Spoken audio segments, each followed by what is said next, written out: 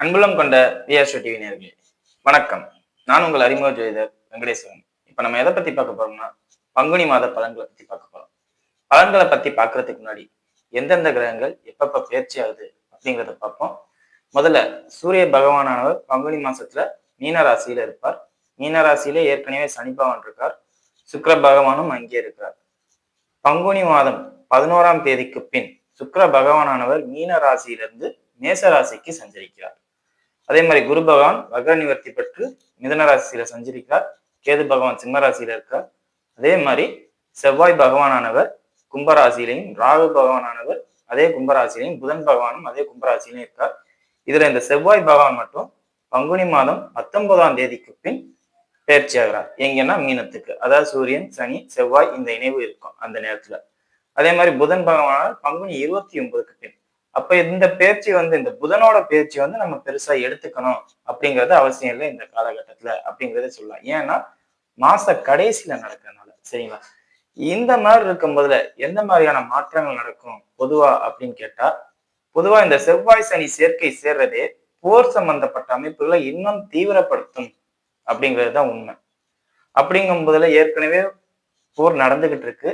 இது இன்னும் பெரிய லெவல்ல பங்குனி 19க்கு பின், பங்குனி 19ங்கிறது ஏப்ரல் 4க்கு அப்புறம் இன்னும் பெருசாகும் அப்படிங்கிறத சொல்லலாம். ஸோ இந்த போர் சம்பந்தப்பட்ட ட்வீட் போடுறவங்க, மீடியால இருக்கிறவங்க எல்லாம் கொஞ்சம் கவனமா இருங்க. வேணா அதுவே உங்களுக்கு அஃபென்ஸ் ஆகி உங்களை நேரடியா தாக்குற மாதிரி உள்ள சூழ்நிலைகள்லாம் வந்தாலும் வரும். சரிங்களா? மற்றபடி எந்த பாதிப்பும் இல்லை.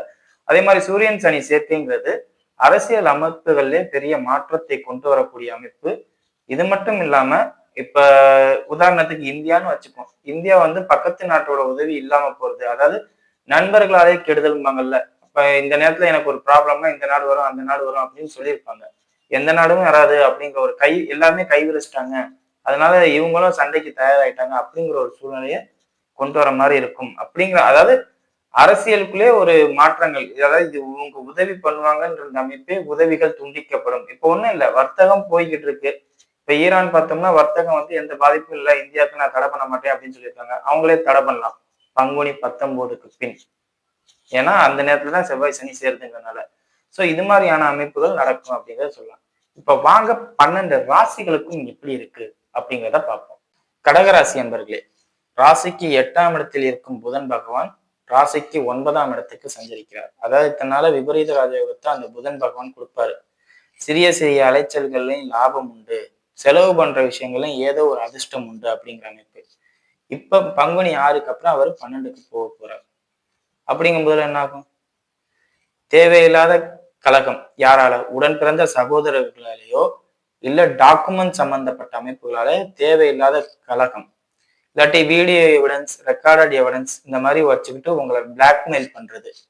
வேலை பார்க்குற இடத்துல சாதாரணமா ஃப்ரெண்ட்ஷிப்பா பழகுற இடத்துல ஒரு அட்வான்டேஜ் நீங்க எடுத்துக்குவீங்க, அவங்க எடுத்துக்க மாட்டாங்க, நீங்க எடுத்துக்குவீங்க. அப்ப எதிர்பாலினம் சம்பந்தப்பட்ட அமைப்புகள்ல அட்வான்டேஜ் எடுக்காம நிதானமா போறது நல்லது.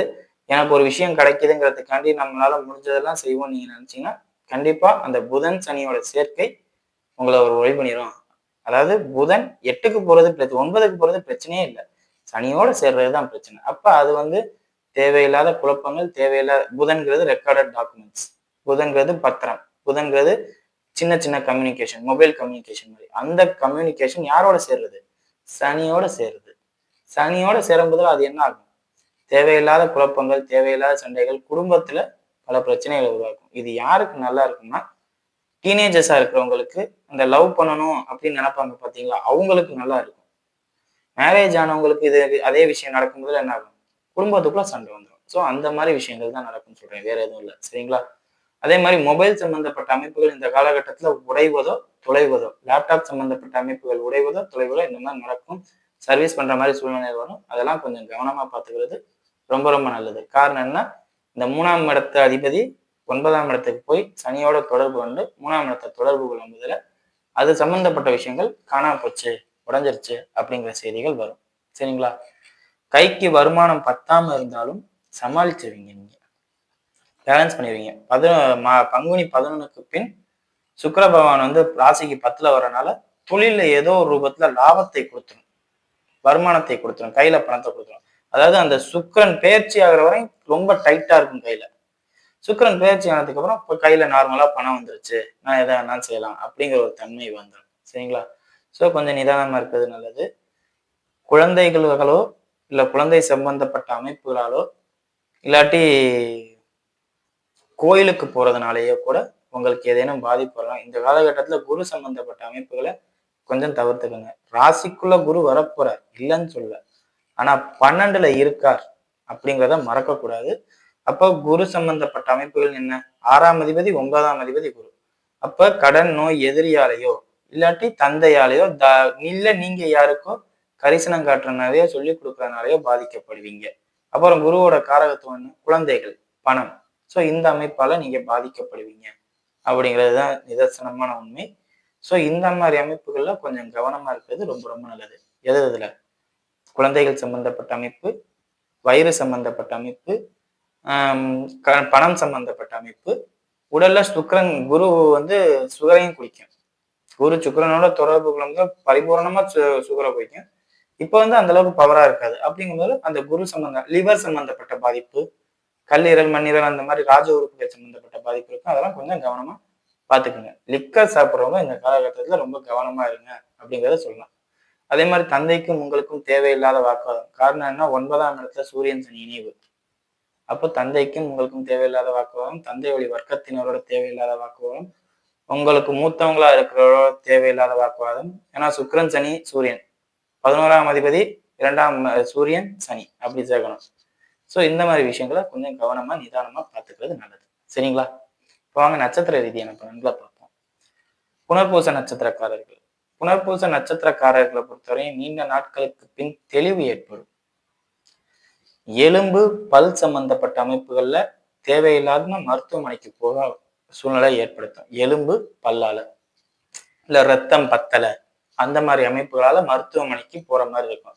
ரத்தத்துல சிவப்பு அணுக்கள் குறைஞ்சிருச்சு, செவ்வாய் ராகு இணைவு இருக்கிறதுனால இந்த அமைப்பை உங்களுக்கு கொடுக்கும். எங்க இருக்கு? 8ல இருக்கு. அப்ப ரத்தம் பத்தலை அப்படிங்கிற ஒரு தன்மை எவ்வளவு இருந்தாலும் பத்தாது ராகுக்கு. அந்த மாதிரி உள்ள அமைப்புகளால பாதிப்பு ஏற்பட்டு போகும். பெண்களாக இருக்கும் பட்சத்தில் மாதவிதை கோளாறுகள், குதிரைப்போக்கு நிக்கல அப்படிங்கிற ஒரு தன்மையால ஹாஸ்பிட்டல் போற தன்மையில வரும். சரிங்களா? இது புனர்பூச நட்சத்திரக்காரர்களுக்கு. சரிங்களா? அதே மாதிரி உங்களுக்கு இந்த காலகட்டத்துல அனாவசியமா நிறைய மெசேஜஸோ இல்ல நிறைய டாக்குமெண்ட் சம்பந்தப்பட்ட விஷயங்களோ வரும். யாரா இருந்தாலும் இப்போ ஒன்றும் இல்லை, ஐடி செக்டர்ல இருக்கிறவங்களா இருந்தா அவங்களோட ஐடென்டிஃபிகேஷன், அதாவது வந்துட்டேன் அப்படிங்கிறத சொல்லியிருக்க மாட்டாங்க. அந்த ரெஜிஸ்ட்ரேஷன் மேக்சிமம் இந்த காலகட்டத்தில் ரெஜிஸ்ட்ரேஷன்ல உங்களை கரெக்டா இது பண்ணல, சைன்இன் ஆகல அப்படின்னு நிறைய பேருக்கு பாதிப்பு வரும். ஐடி துறையில இருக்கிறவங்களா இருந்தா. ஐடியை தாண்டி வெளியில இருக்கிறவங்களா இருந்தா அந்த ரெஜிஸ்ட்ரேஷன் ப்ராப்ளம், மொபைல் சம்பந்தப்பட்ட மொபைல் காணாம போறது உங்களுக்கு தான் இந்த காலகட்டத்துல. ஏன்னா 3ஆம் அதிபத்துல சனி புதன் தொடர்பு கொள்ளுதுன்னு சொன்னேன்ல. அப்போ மொபைல் சம்பந்தப்பட்ட அமைப்புகள் காணாம போறது, மொபைலாலே பிரச்சனை வருது, இந்த வீடியோ எவிடன்ஸ் ஆடியோ எவிடன்ஸால பாதிக்கப்படுறது, இதெல்லாம் நீங்க தான். ஸோ கொஞ்சம் கவனமா இருக்கிறது ரொம்ப ரொம்ப நல்லது. கோர்ட்டு கேஸ் சம்பந்தப்பட்ட அமைப்புகள் இந்த காலகட்டத்தில் சாதகமான தீர்ப்பை நீங்க எதிர்பார்க்காதீங்க. எந்த ஒரு பிரச்சனையா இருந்தாலும் முடிஞ்ச அளவுக்கு காம்ப்ரமைஸ் பண்ணிக்கிறதுக்கு உண்டான வேலையை பாருங்க. காம்ப்ரமைஸ் பண்ணாம நீங்க நான் பண்றேன் இப்படி பண்றேன் அப்படின்னு நீங்க போனீங்கன்னா அது உங்களுக்கு அசிங்கத்தையும் அவமானத்தையும் மட்டும்தான் தருமே ஒழிய வேற எதையும் தராது. சரிங்களா? அடுத்தது பூச நட்சத்திரக்காரர்கள். பூச நட்சத்திரக்காரர்களோட புதனும் சுக்கிரன் சூரியன் எல்லாரும் இணைஞ்சு அப்பப்ப, அதாவது சுக்கிரன் வந்து வெளியில போயிடுவாரு, புதன் உள்ள வரும். முதல்ல இல்ல 6ஆம் தேதி உள்ள வர 11ஆம் தேதி தான் அங்க போகும். ஒரு 5 நாள் சுக்கிரன் புதன் சனி சூரியன் இவங்க எல்லாம் சேர்ந்துருக்காங்க.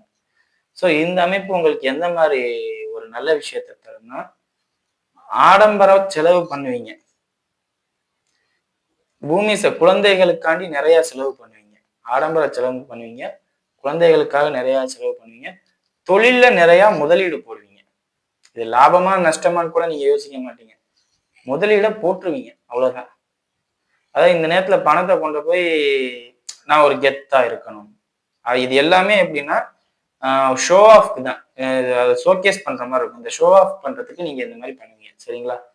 தொழில ஒன்றும் முதலீடா போடுவீங்க, இல்லை குழந்தைகளுக்கு செலவு பண்ணுவீங்க, இல்லை அந்த ஆடம்பர செலவு என்னவோ அதை பூரா பண்ற மாதிரி இருக்கும். அதை மட்டும் கொஞ்சம் நிதர்சனம் பண்ணிக்கிட்டா போதுமானது. சரிங்களா? மற்றபடி பார்த்தோம்னா வழக்கு சம்பந்தப்பட்ட அமைப்புகளாலேயோ வேற எதுவும் பாதிப்புகளோ எதுவும் இருக்காது.